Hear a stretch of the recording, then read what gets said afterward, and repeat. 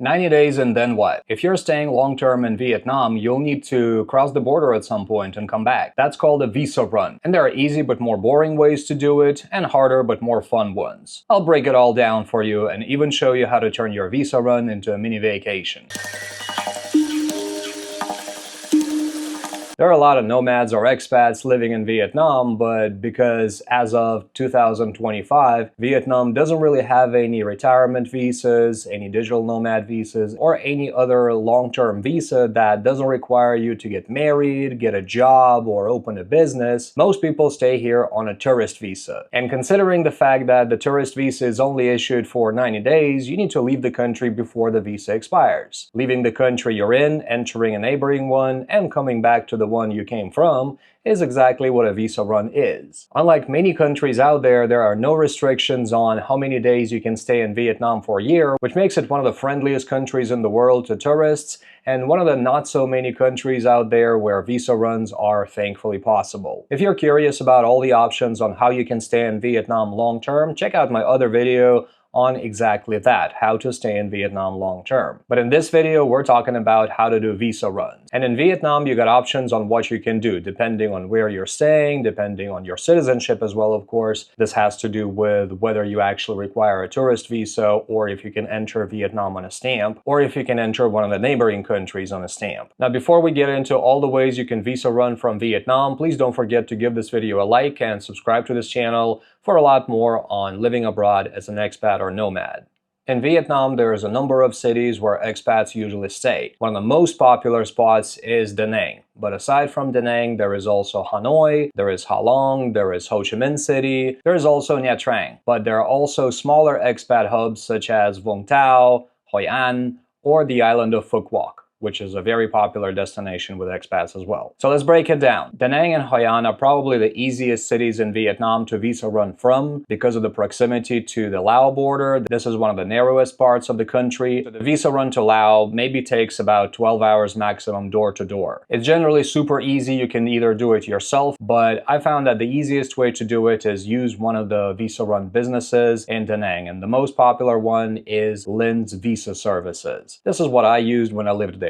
It's really easy. It costs just over $1 million dong. You arrive at the location early in the morning, like 6 o'clock. Then you ride the bus to the border, passing Hue City and a lot of really beautiful scenery. And by the way, you will be passing a lot of areas where the war was actually fought. So while you're on the bus, you can take a look at the history maps and observe where all of these things happened and what these places look like now. Eventually, you will reach Lao Bao, which is the name of the border crossing that Lin takes you to. And this is the closest border crossing to Da Nang where you can actually do a visa run. Of course, there are other border crossings there, but they generally don't allow foreigners to exit the country from them. Little life hack. For a comprehensive list of border crossings accessible for tourists, you can actually consult the Vietnamese visa website.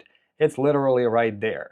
But if you're traveling from Hoi An or Da Nang, Lao Bao will be the closest one, so Lao Bao is your best bet. Lin generally takes care of everything. You don't even need to worry about it. You get to the border, you show your passport to the border guards, stamp out, then you enter Laos, stamp in, stamp out, go back to Vietnam, stamp in, and you're done. Sometimes you have to wait a little bit, but most of the time it's fairly smooth. It takes about a couple of hours to do the whole thing. After that, you go get lunch. There is a number of restaurants near the border. Fairly recently, they opened a coffee shop just nearby, so you can hang out there and wait for everybody else to get done. After that, you board the bus again. And by the way, the buses that Lin uses are very comfortable. Sometimes there are actually buses you can lie down in, and maybe it's a chance for you to get some sleep while you're doing your border run. So that's it. Like I said, it's all very easy, very straightforward. But like I mentioned earlier, it does depend on your citizenship. So for example, if you're a citizen of one of the countries that doesn't require a visa to Laos, for example, if you're a Russian citizen, then you only need a stamp to enter Laos, and you only need a stamp to enter Vietnam. Of course, tourist visas are always an option, but the thing with tourist visas, they generally require a couple of days to process. Unless you went with an agency for expedited services, in which case you only need about a few hours, most people will actually have to wait a few days to get their visa processed. So this may not be an option for you. With some countries, you can enter Vietnam on a stamp, but with Laos, you will need to get a visa on arrival.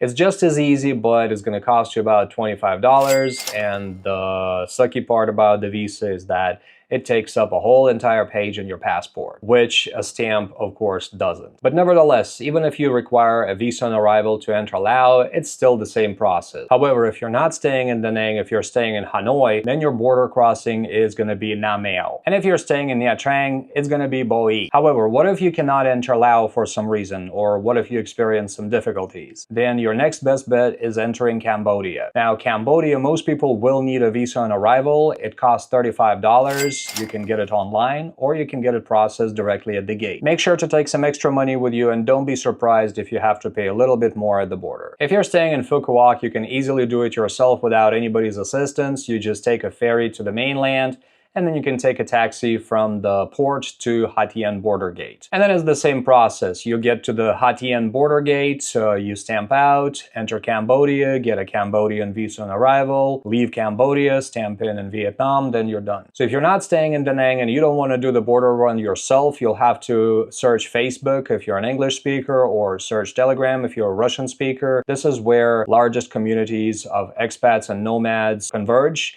And that's where you can get a lot of information on visa runs and how to do it and what kind of businesses do it, etc., etc. You can, of course, always use Google Maps, like Lynn's visa services are easily findable, but with other cities, it might take some extra work to find businesses that offer visa run services to the closest border gates. So busing it, whether with a company or on your own, sure, these are easy ways to visa run, but they are also boring. And if you're staying in Vietnam long term, you've probably done this over half a dozen times, and well, it does get a lot less exciting after a few times. So how can you make it more fun? And also, what if you actually do need a visa to enter Vietnam? If you need to wait a few days to get your tourist visa, you can go somewhere cheap and fun, so you don't have to stare at the wall while you're waiting for your visa. If you're doing a visa run from Da Nang, there is not a lot on the other side of the Lao Bao border. However, if you're doing a visa run from Phu Quoc and you're leaving the country from the Ha Tien border gate, then nearby there is a little town called Kampot in Cambodia, which is actually pretty awesome. It's a quiet riverside town with a lot of great food, fairly large expat community, and quite a bit of things to see. For example, there is a lot of French colonial architecture in Kampot that you can admire, and also, like I mentioned, there is a sizable expat community, and you can go to some of the spots that they've established, like the Hideaway here, which is a nice riverside restaurant. And last time I was there, they even had this rope swing over the river that you can use if you're brave enough. But either way, this is a very pleasant place to wait for your Vietnamese visa. I would recommend a stay of about 2-3 days to explore the town and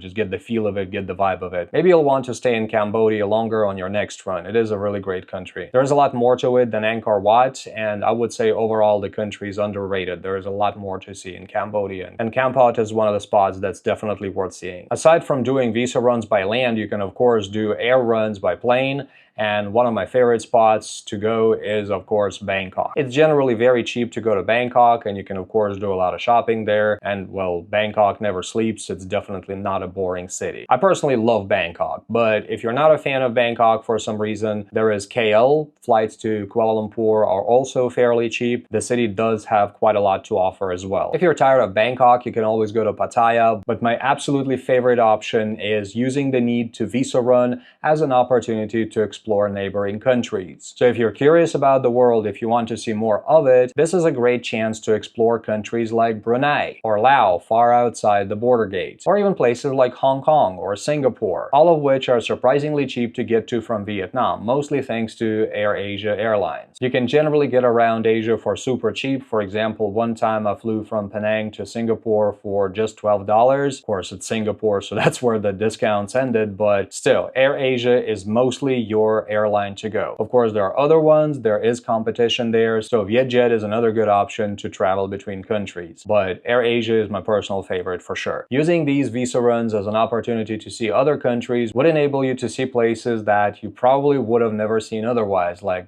Brunei, or East Timor, or Georgetown in Malaysia. Trips to these places would cost you thousands and thousands of dollars if you try to make them into a vacation from the US, for example, or from any European country. So exploring other countries while being an expat is definitely a lot cheaper, a lot easier, and I would say a lot more rewarding because it doesn't need as much preparation. Things are similar enough where you can expect the same or similar vibe more or less pretty much anywhere. Another great destination that you can visa run / explore is the Philippines. And by the way, you can check out my videos on going to the Philippines, Brunei, or getting some medical procedures in Malaysia, which was something that I used one of my visa runs for. Thankfully, Vietnam has this friendly policy towards foreigners. As of 2025, you can do this virtually indefinitely, especially if you're entering Vietnam on a stamp, and you can even get your passport renewed from within the country. I did it with my US passport. It was very easy, it took just a few days, and everything is done by mail. So you generally don't ever have to leave Vietnam until if and when they change the laws again, which can and does happen once in a while, so you'll always have to follow the news. Either way, if I missed something, if you know any other destinations that you can visa run to from Vietnam, or if you know any other easier or more fun ways to do it, please leave it in the comments. If you enjoyed this video, please give it a like, and don't forget to subscribe to this channel, and stay nomad.